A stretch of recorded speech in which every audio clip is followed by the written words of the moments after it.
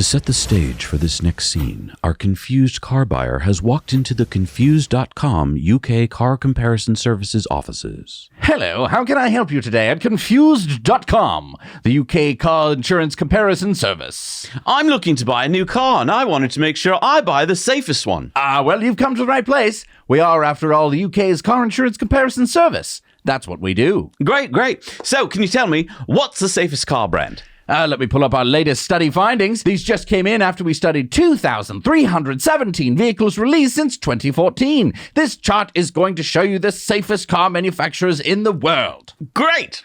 Here we go. Okay, let's see here. Great, I'll buy a Volvo. Hang on. What? It says the Volvo is ranked number 1, so I'll be buying a Volvo. Well, hang on. Volvo did get 100%, but so did Subaru. Oh, okay. I'll look at Subaru too. Good day. Hang on. What? Well, Tesla also scored 100% in safety. But on the chart, it's ranked number 3. Well, that's just because Subaru and Volvo have more models that received perfect safety ratings. But all of Tesla's models received the highest safety ratings, right? That's correct. Then I'm confused. Why would your chart rank Tesla 3rd if all the Tesla models have the highest safety scores? Shouldn't they be tied for first? Is that why you're called Confused.com? And scene.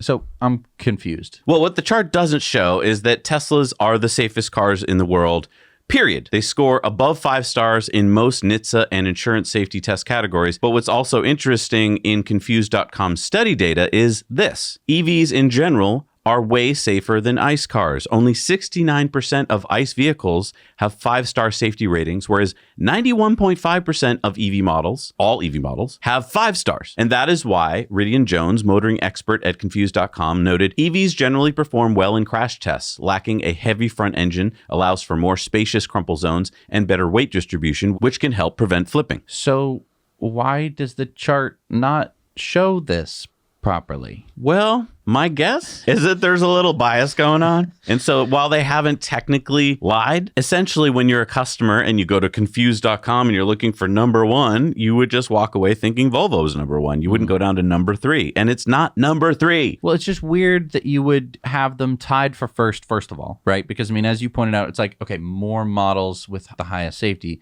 That's great. I mean, and I guess if you're like, I want the most choice, you'd like pick number 1. That's the only rationale that makes sense. But this would imply that if you go to Tesla, there might be some models that don't score high, and they all score high. That's I guess the other thing that upsets me, though, is why do we have crash safety tests where you can score a perfect score? Why not? Because if so many cars score a perfect score, then you stop losing any comparability between them. Right. And then your standard is just set at whatever that standard is set at. Well, and here's the problem. They take so long before they change their tests that the manufacturers just study for the test, and they just make their cars work well in a specific test, which may not be like real world driving. And I'm not saying that perfect score cars aren't safe. They are, but like they're not impenetrable.